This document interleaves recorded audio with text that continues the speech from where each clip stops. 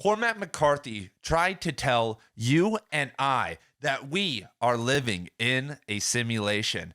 And yes, objective scientific Cormac, the Cormac who is a reclusive, rugged Western philosopher, believed in something akin to simulation theory and was trying to transmute that through his books to us. And as a reader of Cormac over the last 16 years, I want to keep the dream alive too. I want it to all be blood meridian, tomahawks, and violence. But there are much deeper levels to Cormac that I've just begun cracking over the past year. So if we want to dive into simulation theory and Cormac, we unfortunately cannot start with the violence in Blood Meridian, but we will get back to that in a second. We have to go back to before Cormac was a writer, when Cormac was in the Air Force. And while in Alaska, Cormac, for the first time in his life, had the space to open himself up to new ideas, books, and spirituality, because he had escaped his rigid familial structure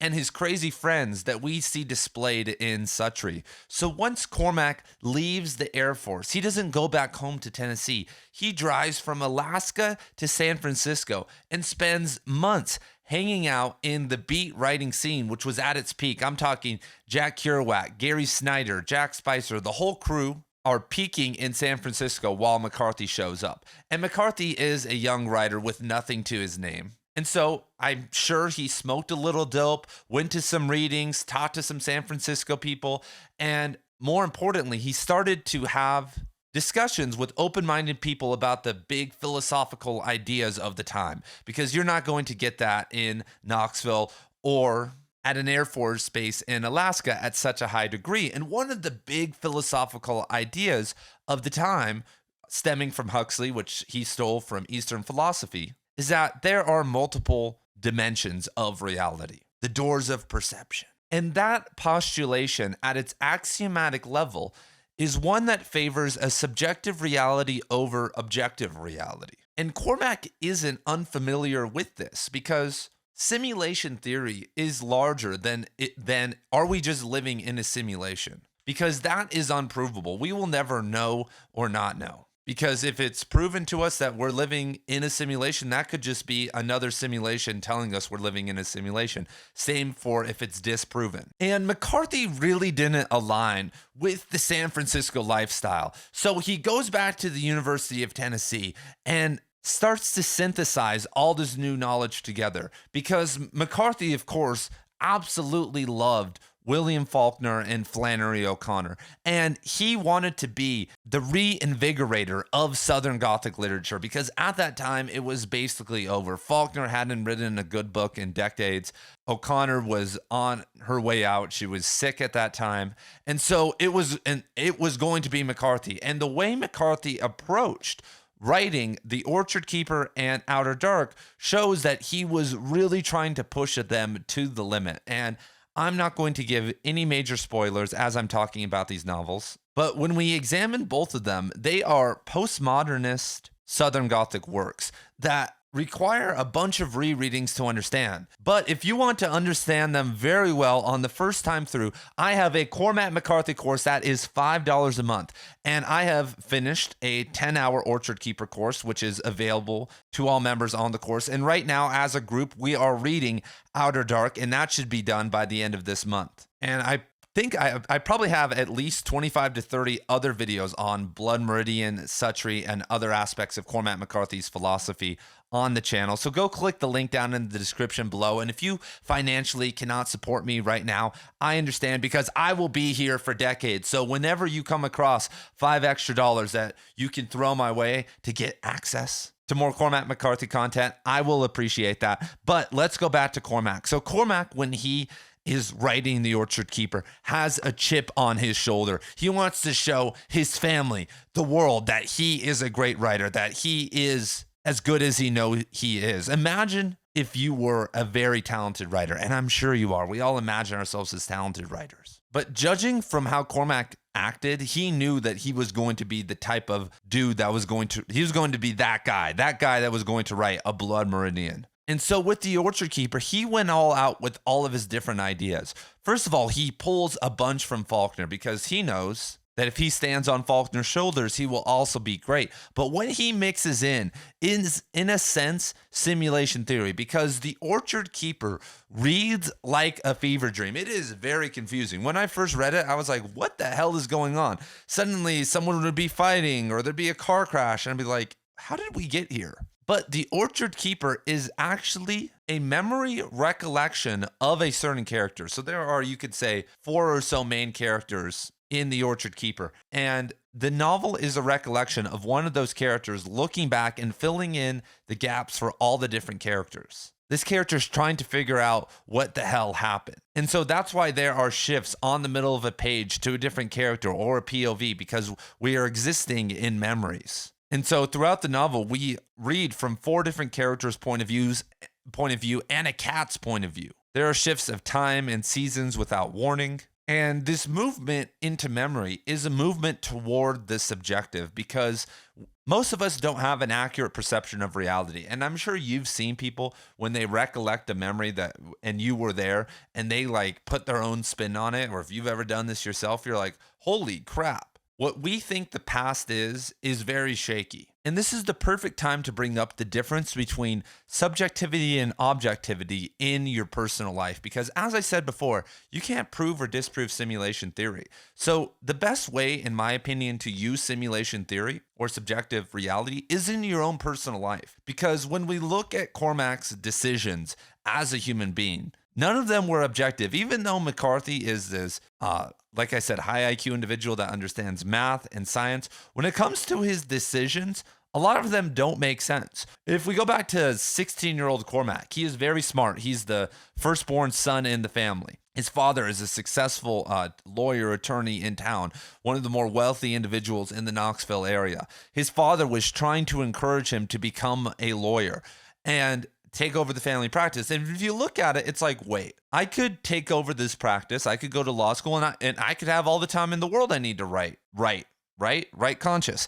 And many people go down that path all the time. They take a very objective road. They say, okay, I'm going to work 40 hours a week, but if I wake up at 4 a.m, I can get a couple hours of writing in, and eventually blah, blah, blah. And they're making all these objective calculations. And how often does that ever work out?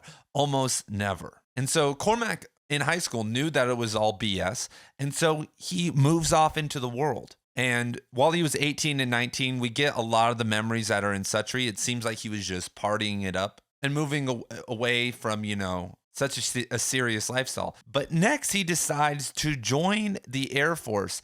And once again, McCarthy is a rich kid. Most of the time, rich kids don't up and join the Air Force and move to Alaska, especially back then when the military was providing free college and all these other things. That was for the people who couldn't afford that lifestyle. But Cormac decides to leave because he knows that by entering this more rigid structure, that he'll be able to escape his family, these objective ties that are keeping him down. And so once he leaves the Air Force, he does a terrible job in the Air Force. He doesn't conform. He does such a bad job, they make him the late night radio DJ. That was his job for 3.5 years in the Air Force, just spinning things for the radio station on the base. This is Cormac McCarthy with some late night love songs. And so Cormac decides to go to San Francisco. Like I said, he probably starts to do drugs there. At some point in his life, he does take LSD and other psychedelics. And then he decides to come back to Tennessee and enroll in college and start taking writing classes. So now he has this idea to become a writer. And this is hardcore subjective reality working. And if you guys are a little bit confused about this difference, I'll give you guys a quick example. In high school, I knew this guy, and he was the most personable and sociable guy ever. He was also very smart. He was one of the top of our class, and I had a school with like 4,000 people. But at the day he turned 16, he dropped out of high school, and I couldn't believe it. First of all, he was one of the best runners on our cross-country team, and we lost him for the next year, and I was like, oh my God. And so I went and asked him, I was like, dude, why did you drop out? And this is what he told me. High school is a waste of my time. None of you guys have anything to give me or can teach me anything. And I want to be rich one day, but I really don't want to do anything to be rich. So I'm going to go be friends with a rich person, best friends. And I thought this was the craziest thing. I remember sitting there in shock. Like, And I went home and told my parents, and they were confused. But I was sitting there, I was like, this is the craziest plan in the world. So he starts working at Panera Bread, and he starts spending all of his money to join the most expensive gym in Las Vegas. He starts going to coffee shops and spending all day at entrepreneurial meetings and all this stuff up in the most wealthy part of Las Vegas. And 3 years go by with nothing, and he's literally still working at Panera Bread. I'm off at college. But eventually, because he is a very likable guy, he's the most easy person to be friends with that I've ever known. He becomes friends with a guy who is a part of a startup. And this guy isn't very wealthy yet, but eventually that startup sells some of their software to Snapchat for $50 million. And this was a small startup. So his friend gets a big cut of that money and then starts his own business. And for the last 8 or 9 years, my friend has been the personal assistant, more like a digital assistant, to the CEO of this company. He now has stock options. He's made 6 figures a year every single year and is now a millionaire. And he has never gone into work a day in his life. Last time I talked to him, he says he puts in no more than 10 hours per week. And so that was a very subjective point of view, because at 16, you could say objectively, I want to become a millionaire. So I need to go get an engineering job or do X, Y, and Z and like lay out this whole plan. Or you could just become friends with one rich person and they can help you become rich way easier. But to make that plan work, you have to believe in yourself. My friend sat there at Panera Bread for 3 years believing in himself. I remember calling him, and the sense of optimism he had while working the drive-thru was so profound that it gave me optimism about my dreams. It actually helped me move into more of a more subjective viewpoint of life. And that's why I'm here talking to you, partially because of him. So when we look at Cormac's life, he had this chip on his shoulder, and he writes this, and he's going to be a writer, and he's going to be famous. He's going to create a renaissance in Southern Gothic literature. And he writes this postmodernist novel, and The Orchard Keeper, by all intents and purposes, flops. And even though it was actually his best-selling novel, it only sold 3,500 copies from 63 to 1992, which, when we account for royalties, means that he made easily less than $10,000 from all of that. And so you might think, after an unsuccessful novel, that you might write something different, that with the ability and the intellect of Cormac, that he would objectively write something that was more easy to consume, more marketable, just for a book or two to get a book deal and an audience moving. And that's what everyone was telling him to do. His first wife was telling him, hey, bro, you need to go get a job. You need to figure something out with this money. Why don't you write something for a magazine? Why don't you publish some short stories? And he said, no, like, this is how I'm writing and this is how I'm going to do it. And the same thing happened with the second wife. She was begging him, because they were having such money problems, to figure something out. And what did he do? He just kept doubling down with these hardcore books. As much as I hate to say it, a book like Suttree, out of the gate isn't going to sell 5 million copies. And so when McCarthy's first wife leaves him, it incites the idea of Outer Dark. It's Cormac McCarthy's Eraserhead. And once again, he employs an even more simulated version of reality. And I'm going to spoil here the first page of Outer Dark. I mean, everything I'm going to say is available on the first page of Outer Dark, and we really won't go deeper than that. On the first page of Outer Dark, we have the character Kola, and he awakes from the dark into the dark. He awakes from a dream into another dream. And when you think and see his dream, and then he starts talking about the dream he just was having. And at some level, it's just a big subjective metaphor to this cycle that he's caught in that stems from his guilt. And so the whole novel is actually a dream within the dream novel, or a novel that exists maybe in the objective world, but where dream elements literally rip out from the dream world and influence our world. That we are dealing with supernatural novels here. In The Orchard Keeper, we deal with a character that can literally see were-panthers, were-cats. There are magic and rituals in The Orchard Keeper, the same in Outer Dark. There are supernatural elements all throughout it. And it's not just like they are in there. They are literally manifesting from the dream world and coming into a new dream world or into objective reality. McCarthy is, at some levels, a fantasy writer. He is taking, like I said, this Southern Gothic genre to this postmodernist and weird new level. And you don't write about these things unless you're contemplating these things. And we know, as we're about to kind of talk about in a second, that McCarthy is into quantum physics. And there is a whole scientific side of quantum physics. But a lot of the stuff that, and we heard McCarthy talking about this in his interview that gets published, and all this is just all this philosophical, psychological stuff relating to consciousness that uses quantum physics. And it's not really that provable. But it's all very mind-blowing. And of course, McCarthy is reading and consuming all of this because that is blowing up around this time. We're starting to get into the whole hippie movement, and people like Tim Leary, Allen Ginsberg, Ram Dass, Richard Alpert are all people that McCarthy was reading, and they were all talking about this. Robert Anton Wilson, all these people are on McCarthy's radar. And when we move into Suttree, once again, Suttree is having religious experiences throughout the novel. It is a testament to McCarthy's own religious evolution. I go over that in my video McCarthy's into McCarthy's religious evolution. Excuse me, that was a big jumble of words. And so for over 20 years before McCarthy receives the MacArthur Fellowship, he is existing in poverty, having little to no money. And once again, when we look at his novels and when we look at his personal life, he is holding on to a dream. He is existing in the world of dreams. And when we go to Blood Meridian, his pinnacle work,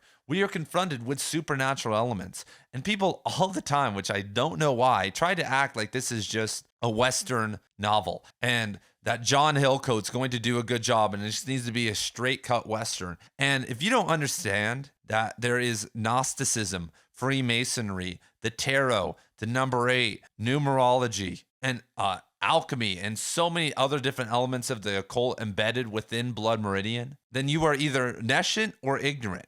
And then when you add that on top of all the metaphysical stuff with the kid and the judge at the end, and the judge's supernatural elements throughout the novel, and when we take into account everything I just said, once again, McCarthy is still writing in the postmodernist realm. Suttree is postmodernist because postmodernism is all about subversion and breaking norms and ideals, and Suttree is breaking all these ideals of his time. It is such a humorous novel, especially in the genre of Southern Gothic. There's so many different taboos and things that are happening that it's really all a deconstruction of family and all these different things. And even though it's kind of parodying itself, and at the end Suttree escapes it all and realizes that whole mindset is BS, that's still the approach. And when we look at Blood Meridian, he's pulling the same tricks again. He's using trippy landscape passages to mirror the unconscious, because McCarthy believes, because he quotes Boehm, and we know he read Hegel and Schelling and a lot of the other idealists, that God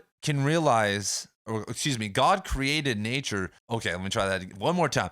God's unconscious created nature so that while reflecting on nature, it could realize its own consciousness. And I think that's one of the key reasons McCarthy's so deep into these natural passages, that it helps us awaken into subjective reality. It helps us move out of objective reality. Because even though, I would say nature is not really subjective at all. Not really objective at all, even though there are objective elements of nature that we can examine through scientific qualities. When you look at shamanism and how all different cultures approached nature before Christianity and a lot of the other religions that put nature at the bottom of the hierarchy came around, it was a very mystical and spiritual one. And if you guys have spent time out in nature and you aren't a part of the he god religions, I'm sure you have also cultivated a somewhat mystical relationship with nature. And so when you add all the very beautiful nature passages, and then you account for them, the kid moving into the liminal space of the desert, which is the invisible empty landscape where anything can happen. And then, you bring in all the judge supernatural stuff, we have maybe moved into magical realism. And so next, McCarthy makes a pivot. And one could say that this was an objective pivot. So after Blood Meridian, I think McCarthy was done. He wrote one of the greatest novels. Imagine writing one of the greatest novels of all time and it sells 1,800 copies and you get the publishing deal. You have Random House Publishing. You're not just publishing it on Kindle like an idiot. You're not sending it to my email saying, review my book. You get it published and it sells 1,800 copies in 7 years. I think at that point, McCarthy did another subjective reevaluation and he said, what do I really want in life? He started to get some money from the MacArthur Fellowship. And I think he was like, wait, I've been doing things wrong. Because with money comes what? Especially if you're single, it comes better women. It comes all, more traveling, all these different things that McCarthy was into. And so McCarthy decides to do a massive shift. He leaves Random House, switches to a new publisher that tells him that we're going to market the shit out of you, and he publishes All the Pretty Horses. And as I've talked about before, that even though the Border Trilogy is McCarthy's most, you could say, emotional novels, there was also a deliberate push to make more marketable writing. And once again, it's not a coincidence that once he starts making a bunch of money and gains all this success from this idea, that he gets with a girlfriend that's half his age. He's 60 years old and he gets with a girl that's in her mid-20s. But the reason I'm mentioning all this is McCarthy forgot his views. He wanted to live subjectively in his life. He wanted to make his life subjective finally. And so he uses his skills and powers to get the wife, to be able to go hang out with all these scientists at the Santa Fe Institute and move into a beautiful Pueblo house in Santa Fe and live the life of his dreams. And he does. He writes No Country for Old Men, which wins an Academy Award. We have all the Pretty Horses, The Road, No Country for Old Men, and soon to be Blood Meridian have all been turned into movies that were, pretty successful. However, in the 1960s, while he was writing The Orchard Keeper, McCarthy started to work on The Passenger. He had The Passenger in his brain and he was working on it for around 55 years. And so that's why people were kind of shocked by The Passenger, because when you have the Border Trilogy, No Country for Old Men, The Road, The Counselor, The Kukule Problem, and A Sunset Limited, you have very objective novels. Even though there are some mystical elements in The Crossing, everything generally follows a straightforward path. And McCarthy really didn't spend very much time writing the novels. All the Pretty Horses he got done in a couple of years. Same with The Crossing, which is a huge book for how fast he got it done. Cities of the Plain was converted from the screenplay, and he converted it into novel format, then just added an original ending. Like the last 20% is original, and that's why Cities of the Plain doesn't read very well compared to the first two. No Country for Old Men didn't take him very long to write, and a couple years. And then The Road is rumored to have taken him only a couple weeks to finish the first draft and not that much longer to finish the rest of the novel. And I can only imagine A Sunset Limited and The Counselor and all that really were fast projects also. And this is a stark contrast from a book like Suttree, which took him around 20 years, if not a little bit over 20 years to finish. And that's because McCarthy had to build out these subjective elements. When you look, and I've been to the archive, when you look at the drafts of Outer Dark, what's cool about Outer Dark is you actually have McCarthy's first draft. You have the first draft to the last draft, and that's the only novel you have that on. But you see him build all this up. You see him add the different elements slowly but surely. And he's like really thinking. And like there's a line, I'm trying to find this. I have it in my notes somewhere. I want to make a video on it. And he actually writes about how to write a successful novel that's like super trippy and how it takes time and patience. And you have to like really be sure to he's like writing almost an affirmational message to himself. Like, hey, you have to make sure all these pieces come together perfectly. Because if they don't, then it's going to stand out like a sore thumb. And so when The Passenger comes out, we have the kid from Blood Meridian return, because in Blood Meridian, the kid is said to be of the Jinn. And then On the Beach with Bobby in The Passenger, the kid says he's of the Jinn. Now, I won't provide any spoilers to The Passenger in this little segment. But once again, we get a schizophrenic character and her brother, who is also seemingly suffering from mental problems, existing in this kind of dream reality. Every chapter starts off with dreams. And I guess I should move back to The Crossing and No Country for Old Men and even The Road, because even though they're not as subjective, they also have a bunch of italicized sections that are dreams that have a bunch of symbolic qualities in them. And even though they aren't really as layered and deep, they still have a lot of substance and potency within them. And so McCarthy's final novel is a commentary on the simulation, on the idea, because one of the big ideas in the novel is, are these horts, are these hallucinated figures actually real? And everybody is contemplating it. And throughout the novel, you see moments, spoiler alerts, never mind, on the beach with Bobby, where the kid actually manifests. Does the kid actually manifest? Is Alicia a schizophrenic? Is Alicia actually the passenger? Does she kill herself? The timelines are off. Is it all a framing novel of Bobby in a coma, which would seem to be akin to the tactics McCarthy was doing at the time?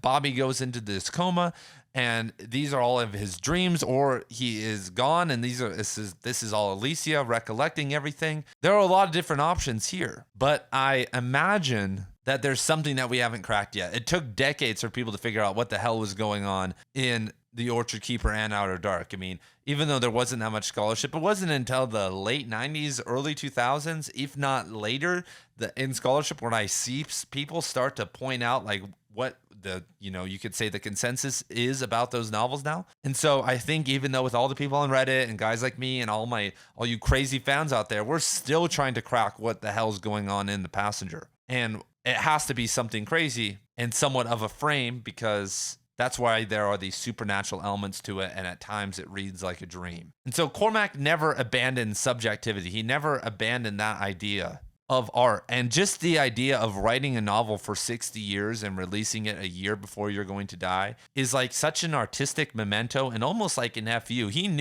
I'm sure he knew that a lot of people were going to have problems with the novel. But did Cormac care? Absolutely not. He knew that in a simulated universe, you can put whatever data you want out into the universe. That it doesn't matter what people's criticisms are. Even better, we go back to Cormac knew that money didn't matter. Even though he made that choice, he knew that it's just a fake currency. That's just these simulated money, this simulated money. And that's not the real purpose of life. That's not what the core of our reality is. And so I could go on all day, but I want to hear from you guys. If you guys think there are any subjective, simulated dream elements within Cormac McCarthy's work, because there are in every single novel, but how do they all connect? And once again, I think it all connects to Cormac's general subjective view of life. It was fueled by psychedelics and this idea that he could be the postmodernist king of Southern Gothic literature or in general, but it all didn't really work out. And people are still misunderstanding what he was trying to do today.